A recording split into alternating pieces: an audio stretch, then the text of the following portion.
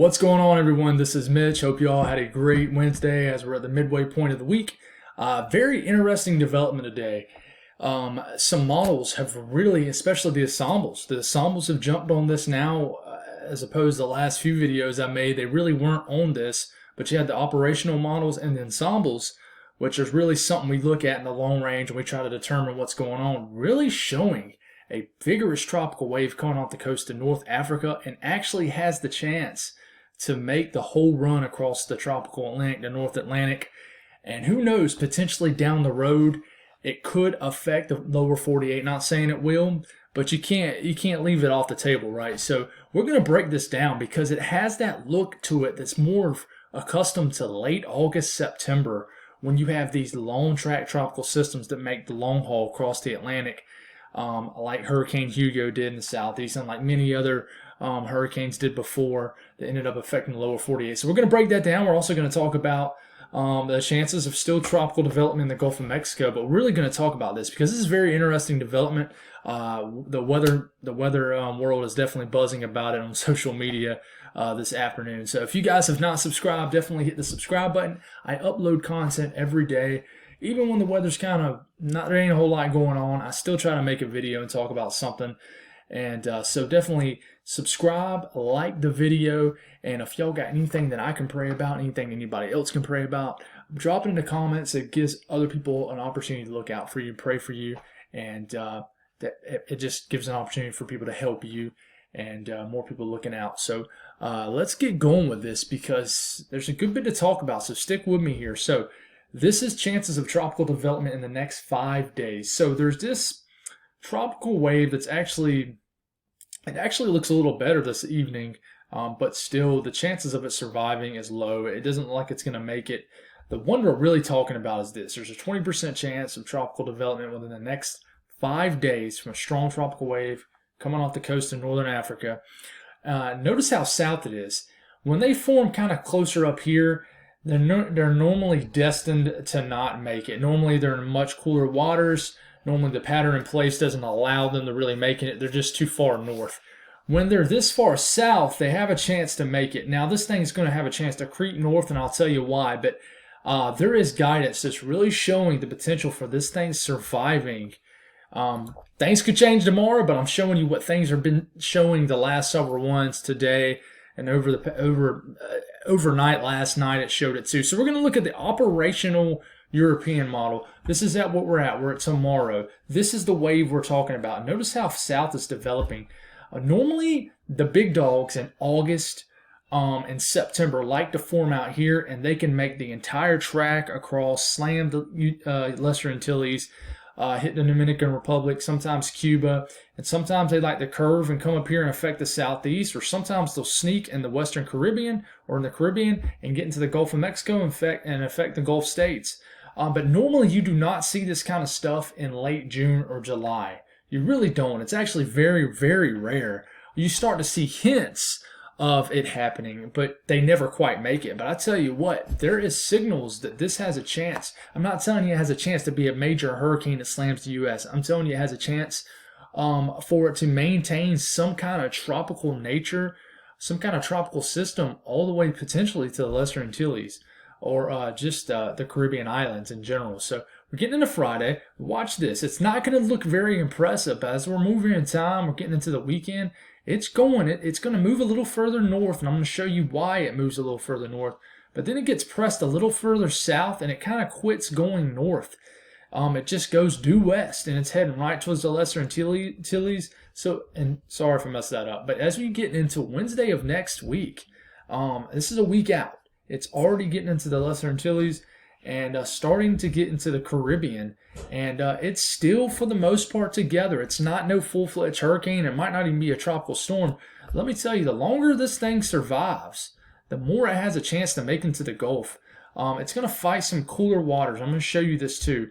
And some warmer waters. There's stout difference here. There's a big-time high pressure here that's potentially going to be here. That's really a ridge of high pressure that's keeping this thing more south and allowing this thing to move this way into the Caribbean. So we're going to continue to watch that and really, but as it's going here, it gets all the way and it I'm going to go the length of the run. So this is Friday of next week. Notice you still see it. It's not a full-fledged tropical storm or hurricane, but it's development that reaches all the way into the Western Caribbean.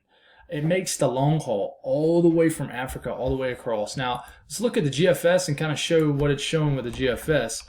Notice this is your strong tropical wave. It gets going. You're getting this weekend, Sunday. You're getting it next Monday.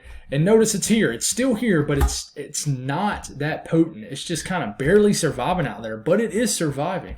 Then it gets into the Lesser Antilles, and it's just a blob of tropical moisture. There's not much to it, and it just kind of phases away. The point is you got to watch it. You definitely got to watch it. Ridge of high pressure keeps it more south. Ridge of high pressure keeps it more into the tropical warm waters. And check out what the EPS ensembles here are showing. The ensemble mean really is keeping the signal strong. It has it nudging north. It goes north, and then it begins to just get due west. So it nudges north, and I think the reason it does that is because there's a weak ridge in place, but it's not really a big time steering factor. As it keeps going a little bit further, the ridge of high pressure really keeps it from just moving basically east to west, as opposed to kind of drifting north. Now, as it gets closer to the Lesser Antilles and the Caribbean islands, it does have some starting to branch north, but once you get to this range really here, it's going to be very hard to know what this is going to do. Is it even going to survive halfway across the North Atlantic? We just don't know, but I tell you what, this is a strong signal that's just appeared out of nowhere. Now, I'm saying it's appeared out of nowhere, so that should give you a little bit of alarm. If we can get another 24 hours and it's still showing even remotely close to this, we really need to start paying attention to this. So here's the satellite. This is that wave right there. This is current. This is the wave coming off North Africa. And it's pretty far south. So we're going to see what happens. Very interested to see the updates in the National Hurricane Center over the next 24 hours. Very interested. But this is kind of where it's forming right here. You got temperatures around the low 80s, low to mid 80s. So it's warm enough. As soon as anything gets up here, you start to get unfavorable ocean temperatures. You start to get into the 70s in Fahrenheit, and it's just not very favorable at all for tropical development. If a ridge of high pressure can keep this thing pretty subdued south, keep it south down here in these waters, and then it begins to curve up, or even right in here where the temperatures are right in the low 80s, then it stays in warm enough sea surface temperatures to really maintain development. So you get into the Gulf of Mexico. Let me tell you, the Gulf of Mexico is really starting to heat up. You're starting to get temperatures showing in the upper 80s, definitely widespread mid 80s. I know you're saying 28, 27. This is in Celsius, but in Fahrenheit, it's around the mid 80s. So this is the pattern in place. This is the low pressure that pops off right here. You notice it jolts north. It's because there's really weak ridging right here. So it's going to try to play along with that and try to force itself a little further north. But stout ridge develops ridge of high pressure, and it forces this thing to move more east to west and really keeps it more south and allows, and this is just this is a sample run, but it keeps whatever there is there to stay south as it gets into the Lesser Antilles. I tell you what, right now we're not really seeing any vigorous potential development. What we're looking at now is, can this thing survive the whole way across the tropical Atlantic? That is the most interesting part. Now you can also look at stuff like shear, dry air, how much dry air is in place, the Saharan dust. I like to look at this, especially around this time last year. We had that crazy couple days where we had Saharan dust make it all the way across to the southeast, and we had a couple real hazy days. That was really, really cool and an interesting thing that doesn't happen much. But you notice this thing's just south of the really dusty dry air. There's almost always going to be some dry air right in here, but it doesn't look to be that bad really. So there isn't really a high chance of it getting choked up by any dry air really. Now, by the time you get into, let's see, on into next week, this thing is right around here, and you got some dry air chasing it. But it's still, the conditions really aren't in place for vigorous development. But I tell you what, the ensembles are really, really liking this. And actually, the ensembles are a lot more aggressive as far as the strength of the storm than the operational runs are. Notice this. This is the wave we're talking about. These are potential low pressures. Notice how close they are clustered up. Look how close they remain clustered up and how consistent they remain. I mean, this is a tight cluster of low pressures all the way to the lesser Antilles, and then things begin to split off. But those reds you see, that's a potential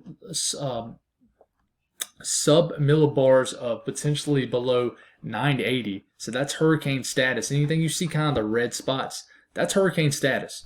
Those are potential mini hurricanes. I'm not talking about there's going to be 10 hurricanes right here off the coast of the southeast, but these are just different scenarios, different ensemble runs. So very interesting development here. So we're going to continue to watch this. I'll continue to keep you updated, but I am very interested to see what it's going to look like in about 24 hours. So that's all I got, guys. Thank y'all for tuning in, and y'all have a